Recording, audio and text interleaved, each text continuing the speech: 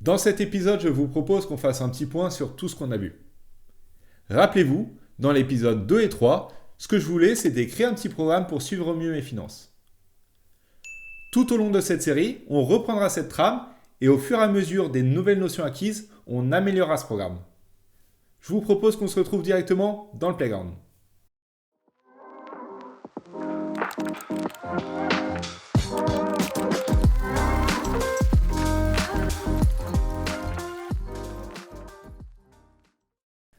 Alors je le dis et je le répète, la meilleure façon d'apprendre le code, c'est de pratiquer. C'est une matière qui demande un apprentissage proactif. Du coup, ce que je vous propose, c'est je vous présente l'exercice à réaliser et vous faites pause à la vidéo pour vous le faire de votre côté. Ensuite, si vous le souhaitez, vous pourrez reprendre la vidéo pour voir ma proposition. Alors je parle de proposition et non de solution, car il n'y a pas qu'une façon de réaliser les choses en code. L'important vraiment, c'est je veux que vous codiez.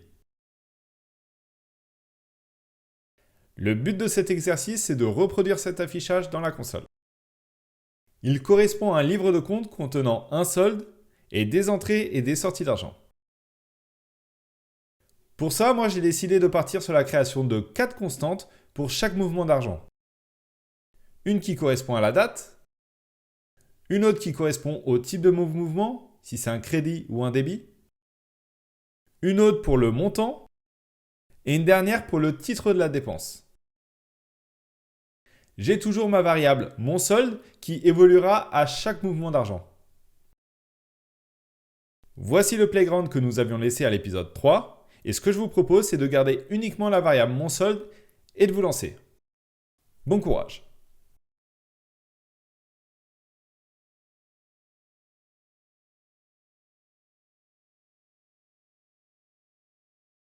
Alors pour commencer, ce que je veux faire, c'est que je vais reproduire mon en-tête de livre. Alors pour ça, je mets un petit commentaire, en-tête de livre, et je vais créer ma constante. Je vais créer une constante en-tête de livre,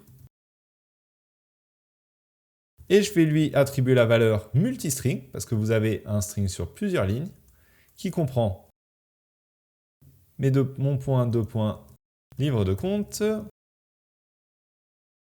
mes petits traits, et ensuite un affichage, date, je vais mettre de l'espace grâce à des tabulations, je vais en mettre 2, type, je vais remettre à nouveau 2 tabulations avec backslash t, rappelez-vous, le montant et le titre.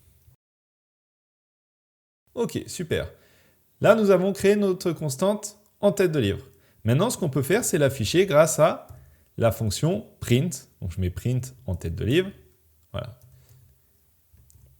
Et là, si je lance la compilation de mon code, on a bien l'entête de livre comme on le souhaiterait. C'est parfait. Ensuite, ce qu'on va pouvoir faire, c'est créer maintenant nos différentes constantes pour chaque mouvement effectué. Je vais donc écrire en commentaire mouvement janvier. Et je vais créer mes différentes constantes pour chaque mouvement. Alors, le premier mouvement que j'enregistre, c'est mon crédit du 2 janvier 2022 qui correspond à mon salaire de décembre pour une somme de 1 500 €. Donc, je crée ma constante let type salaire et je lui attribue la valeur de crédit en string. De la même façon, je crée ma constante titre salaire et je lui donne la valeur de salaire de décembre, en string toujours bien évidemment. Ensuite, je crée une constante montant salaire. Cette fois-ci, je lui attribue la valeur de 1500 et je mets .0 pour que ce soit un double. Et enfin, je crée ma constante date salaire et je lui attribue la valeur en string de 02/01/2022 qui correspond donc à la date de janvier 2022. Là, j'ai créé mes constantes, mais maintenant ce que je veux, c'est actualiser mon solde. Donc pour ça, j'appelle mon solde plus égal montant salaire. Donc là, j'ai utilisé l'opérateur plus égal pour ajouter mon salaire à mon solde. Maintenant que j'ai enregistré mon mouvement, ce que je peux faire, c'est l'afficher. Pour afficher dans la console, rappelez-vous, ce qu'il faut que j'utilise, c'est la fonction print. Du coup, ce que je peux faire, c'est écrire print Et là, je vais faire juste un petit peu d'affichage pour correspondre à ce que je voulais. Mettre des strings, bien évidemment. Mettre un petit tiret, espace.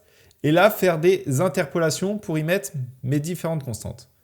Donc là, backslash, entre parenthèses, je mets date salaire. Je crée une petite tabulation avec le backslash T. Je mets à nouveau une interpolation backslash, entre parenthèses, type salaire cette fois-ci. Et j'y mets 2 points. Je rajoute 2 tabulations. Je fais à nouveau, cette fois, l'interpolation sur montant salaire. Je mets le petit signe euro juste après. Ensuite, je refais une tabulation, suivi à nouveau d'une interpolation et du titre salaire. Donc là, normalement, l'interpolation et les tabulations, c'est quelque chose que vous maîtrisez. Là, si vous lancez la compilation de vos codes, on voit que ça correspond bien à ce que j'attendais pour mon mouvement. Allez, pour s'entraîner à nouveau, je vais enregistrer mon deuxième mouvement. Alors, je crée une constante let type transport et je lui donne la valeur de débit en string.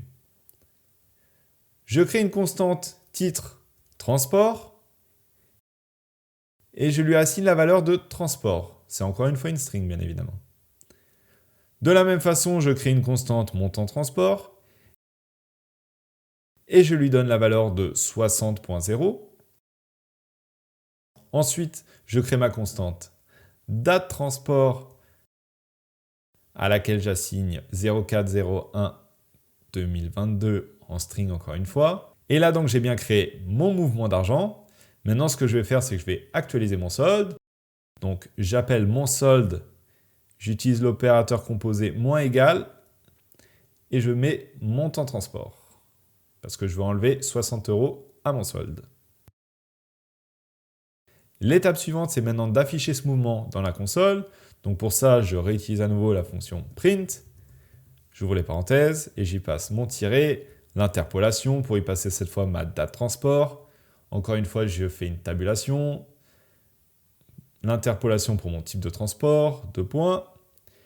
Je fais à nouveau 2 tabulations à laquelle je suis une interpolation avec montant transport, petit symbole euro.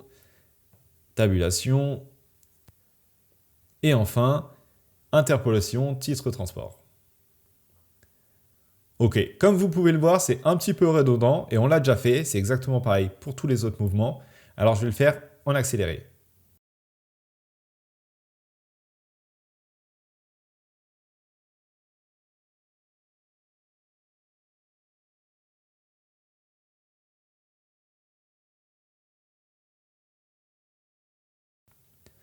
Voilà, maintenant, on a enregistré tous les mouvements. Si je lance la compilation de mon code, on voit bien qu'on a presque l'affichage que je voulais.